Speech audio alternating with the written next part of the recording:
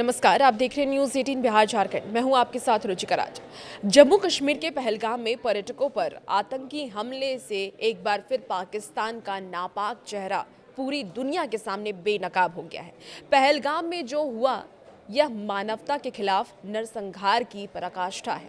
पाकिस्तान समर्थित आतंकवादियों के इस कायराना हमले के बाद भारत शांत बैठने वाले में से नहीं है और आज पूरा भारत इस कत्लेआम पर पाकिस्तान को कठोर सबक सिखाने के लिए आतुर है। भारत में इसको लेकर के हलचल अब तेज हो गई है। दिल्ली में एक के बाद एक हाई लेवल मीटिंग हो रही है पाकिस्तान के खिलाफ। पाकिस्तान को अब तक स्पष्ट हो गया होगा कि आने वाले कुछ घंटे में उसके खिलाफ कोई बड़ा एक्शन लेने की तैयारी में अब मोदी सरकार नजर आ रही है।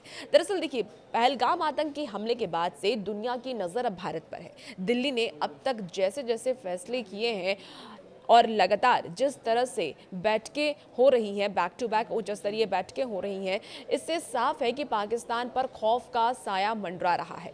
भारत की तीनों सेना फुल अलर्ट मोड में है। दिल्ली में प्रधानमंत्री आवास से लेकर के गृह मंत्रालय, रक्षा मंत्रालय में एक के बाद एक सीक्रेट मीटिंग हो रही है। यह साफ तौर पर पाकिस्तान की ओर से बड़ी कार्रवाई के संकेत दे रहा है कि आने वाले वक्त में पाकिस्तान पर कुछ बड़ा प्रहार भारत की तरफ से किया जा सकता है।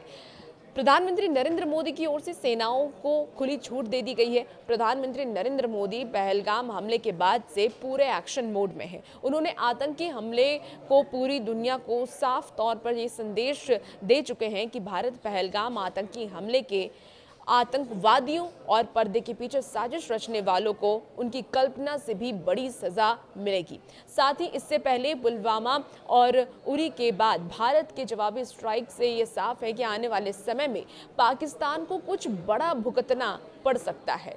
पीएम मोदी ने पहलगाम आतंकी हमले पर एक हाई लेवल मीटिंग भी की और इस बैठक में तीनों सेनाओं के प्रमुख रक्षा मंत्री राजनाथ सिंह, एनएसए अजीत डोभाल और सीडीएस अनिल चौहान शामिल थे। ये बैठक करीब 90 मिनट से ज्यादा देर तक चली। सरकारी सूत्रों की माने तो ये बैठक पहलगाम आतंकी हमले के जवाब में भारत द्वारा उठाए जाने वाले संभावित कदमों पर विचार किए जाने के बीच हुई। बैठक की अध्यक्षता के दौरान प्रधानमंत्री नरेंद्र मोदी ने यह भी कहा कि आतंकवाद को करारा जवाब देना हमारा राष्ट्रीय संकल्प है। उन्होंने साथ ही सेनाओं को खुली छूट भी दी है। तीनों सेनाएं जैसा चाहे वैसा देश के दुश्मनों को जवाब दे सकती है, जैसा चाहे वो वैसा कर सकती है। उन्हें इसके तरीके, लक्ष्य और समय के बारे में फैसला लेने का पूरा अधिकार है।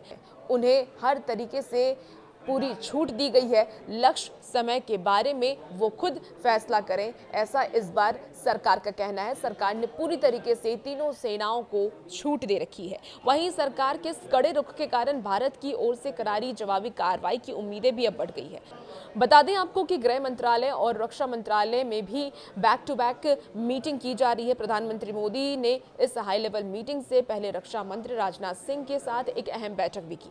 पीएम आवास पर हुई इस बैठक में 45 मिनट चली ये बैठक, जिससे पहले चीफ ऑफ डिफेंस स्टाफ यानी कि तीनों सेनाओं के प्रमुख जनरल अनिल चौहान की रक्षा मंत्री राजनाथ सिंह से मुलाकात भी हुई थी और ये मुलाकात करीब आधे घंटे तक चली। वहीं इस बैठक से पहले बीएसएफ के डीजी दिलजीत सिंह चौधरी और गृह मंत्रालय की बैठक हुई और ये बैठक करीब 1 घंटे चली।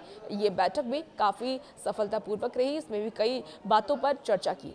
अब कुल मिलाकर देखें तो पहलगाम हमले के बाद से भारत सरकार एक्शन मोड में नजर आ रही है। लगातार हो रहे बैठक में सुरक्षा स्थिति, आतंकियों के खिलाफ चल रहे ऑपरेशनों और भविष्य की रणनीति पर गहन विचार विमर्श किया जा रहा है। जैसे कि पाकिस्तान के अंदर बॉर्डर पर खौफ है, वहीं आज पीएम मोदी कैबिनेट के साथ बैठक में हिस्सा लेंगे। माना यह जा रहा है कि इसमें पाकिस्तान के खिलाफ कोई कठोर फैसले लिए जा सकते हैं। पहलगाम हमला जो कि 22 अप्रैल को हुआ, उसमें आतंकियों ने 26 पर्यटकों को गोली मारी, जिसके बाद कई लोगों की उसमें मौत हो गई और मौत के बाद से लगातार अब मोदी सरकार एक्शन मोड में नजर आ रही है और बहुत जल्द ही पाकिस्तान पर कोई बड़ा अटैक हो सकता है। आपका क्या कुछ मानना, कमेंट बॉक्स में बताइएगा और भी ऐसी वीडियोस के लिए बने रहिए न्यूज़ 18 बिहार झारखंड के साथ।